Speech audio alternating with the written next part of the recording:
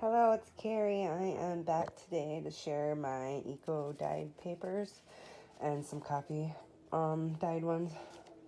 I apologize for my voice and my nose is all stuffed up, so I'm gonna try and get through this. I wanted to show you my results. This is my first time ever doing this, and I have it separated from the kinds of paper that I used. The first one, this is the back of the package. It's really nice, thick cardstock from, oh, wait, here's the front. I think I got it from Walmart. Anyways, it's decent, nice, thick cardstock. And I had folded these ones and laid them flat in the pan and then, like, pressed them, made sure that they were pressed down tightly, and then stacked one on top of the other one, and then whatever I put on it in between. Some of them have really like detailed results, and other ones are just cool looking.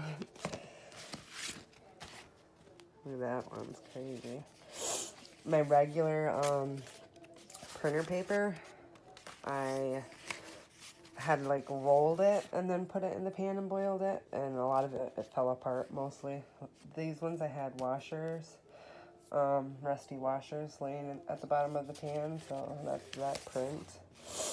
And even though the papers are falling apart, I'm still gonna keep them. I even kept the little tiny scraps to use. But I had fun doing it. It was fun going out and looking for stuff to put it in it, and yeah, me and my 5-year-old went out and looked for some leaves and sticks and even berries to put in there. So she had fun with me, even though she really didn't get what I was doing. But yeah, it was fun. This one's bright green. Cool looking. Yeah, this paper turned out really nice.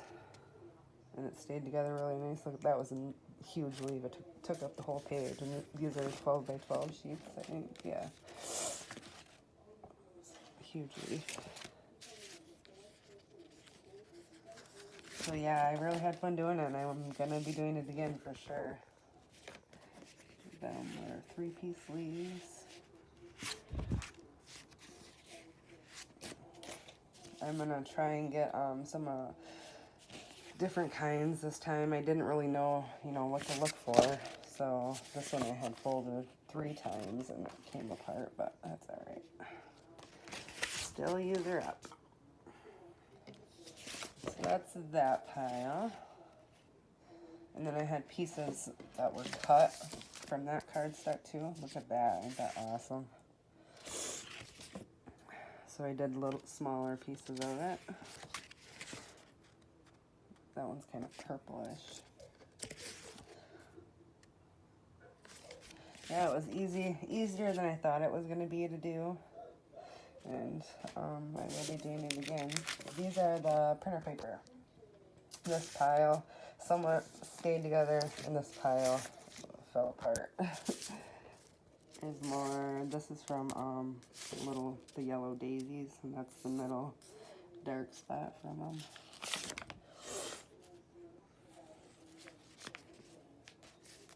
Yeah, every piece is different, and it's so cool. I love it. I'm holding my phone and using the camera, so I'm sorry if I shake or make you dizzy. I just wanted to show off the results. That cool. I might even do like a process video next time and show you exactly how I do it. I watched a couple different videos, and they did it different. The one, like I said, I just pressed it down. The other one, I rolled the paper together and tied it up tightly. And the one pressed down came out a lot better because the paper wasn't, I didn't have to unroll it. And I didn't know to wait either till it was all dry, so that's why a lot of these ones fell apart. But next time I'll know. It's always a learning process. So yeah, that's this pile. Sorry.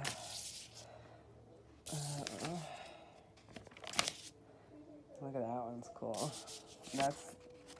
This one was a printed page that I did. And it had like a graph paper I printed for bullet journaling. You can see the numbers on there, but that came out cool too. So yeah, you don't have to use just plain paper. Okay, this is the one that fell apart, and like I said, I'm still keeping all these ones, and then my littler scraps are the ones that totally fell apart.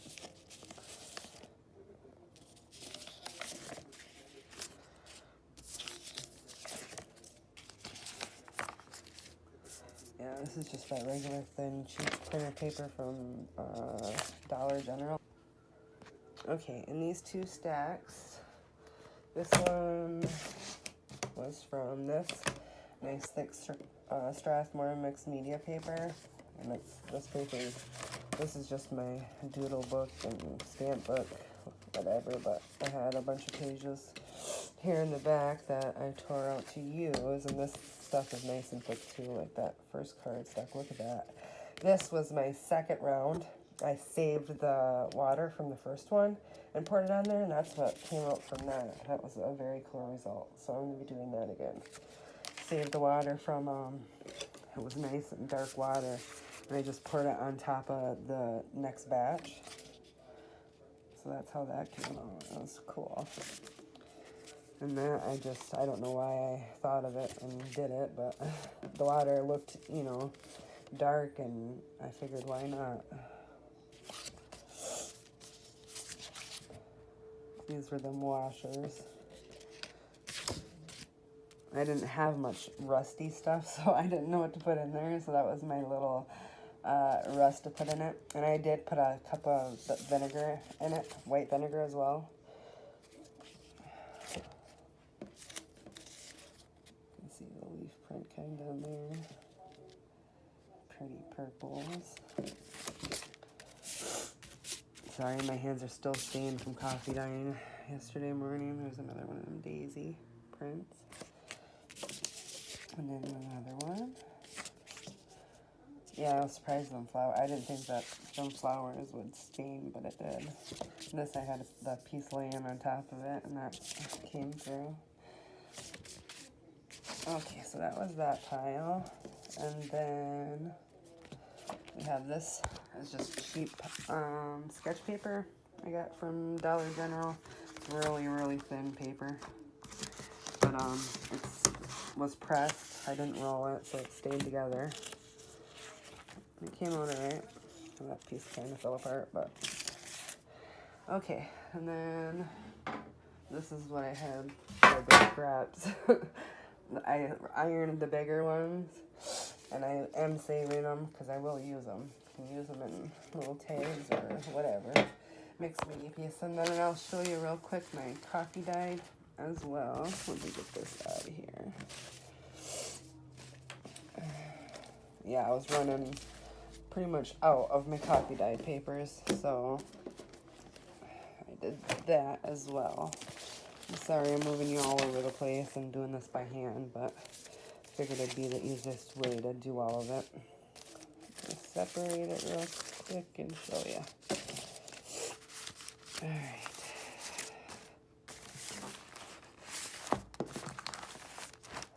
This was a large ledger book. It's one of the big ones. And then I only did one of them. I don't know why. And then these ones don't have it printed on the back. It's just plain, but it's alright. And this is all composition notebook paper. And I took it out, you know, in the doubles, and it stayed that way, which is cool. So you can put it right in the signature like that. And I just used instant coffee, I think Folgers. That one I have a couple different pans. This one was the rack, the metal rack. I have a metal rack and then a couple different like pans for the prints on the bottom that I use. And then some of them I just did plainly in just a regular pan. This one came out cool with the bottom of that. Yeah, I don't know what happened or what I did to get that, but I'm going to try getting it again because it's pretty neat. Alright, so that was the composition notebook paper, the one ledger paper I did. And then this is printer paper. I did smaller pieces, you know, just scraps I had. This is that other pan I have. It does like the dot print. It's pretty neat. This one's cool. Not sure how that came about either, but I love how it's always different and you never know what your outcome's gonna be. Alright, there's a few more printer pages. Sorry about my finger. That one's dark in the back. Yeah, it's funny how one side will be real white and the other side it'll be so dark. It's the other pan I have is a circle pan. It's a huge one, like I don't know how big, but it's a big pan. Anyways, it was hanging off the edge of it. And that's how I got that one.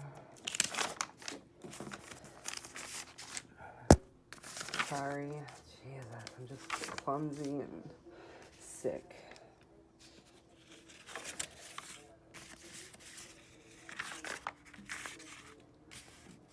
Yeah, I stack papers on top, like on the bigger pan. I stack them, layer them on top, and spread them all out, so that's why they come out like that. You can see the imprint of the other pages. The back of that one's cool. Alright, got one more. This one fell right on my, on the bottom of the oven, so it did get burnt. That's cool. And then this print, look at that, ain't that awesome? And you can see the wording from the bottom of the pan. Alright, and the other ones here are cardstock, or these are thicker printer page, or these, they're like a dark gray. I don't know if you can see it. Like paper, I don't know what kind of paper it is. I got it at the thrift store for 10 cents, a whole pile of it. So I colored it and figured it'd come out cool. That is really cool. I love the lined one, so it's already there to write on. These ones are neat.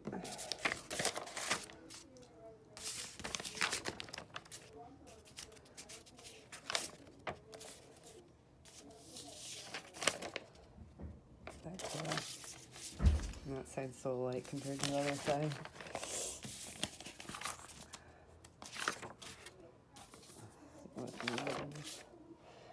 Alright, and then the next is cardstock. It's pretty much all the same. Light on that side, dark on the other. And then this prints from the pans. I like coffee dyeing. I get up first thing in the morning and do it when I'm getting my kid ready to get on the bus. And then I do it all in like a half hour. This is the other like printer. It's a vintage printer. I don't know what kind of paper, but it's like that sticker paper that I got with the holes on the edges. Anyways, I kept that one together. These ones were just singles. This was photo paper, not photo paper, but glossy paper, and I had something already printed on it. I did that one. And then these ones came out of that thick cardstock book. And I had some jelly prints done, and I figured I'd use them, color them. This one I had was practicing my handwriting on the other side, but I'll just glue something to it. So yeah, it's that smaller, thicker, nice cardstock, mixed media paper.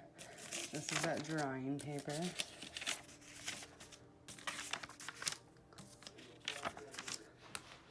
And then I did some book pages. See the print around it? It's got these cool prints around the edge of it. It's oh, I can't think the name of it. Not Monster High, but the other one, Forever High. I don't remember what it's called, but it's like Monster High, but the next edition or whatever. Anyways, I had one, and I was gonna use it. I was gonna give it to my one of my daughters, my older one. But I ended up carrying it tearing the pages out and using it as a junk journal. I made it into a junk journal for him to give to him. And I saved the pages to use. This is just like phone call receipt. Then I don't know if it's vintage or not, but I got it from the thrift store and it was already like yellowed. This is that donation paper I have. Nice print on the back.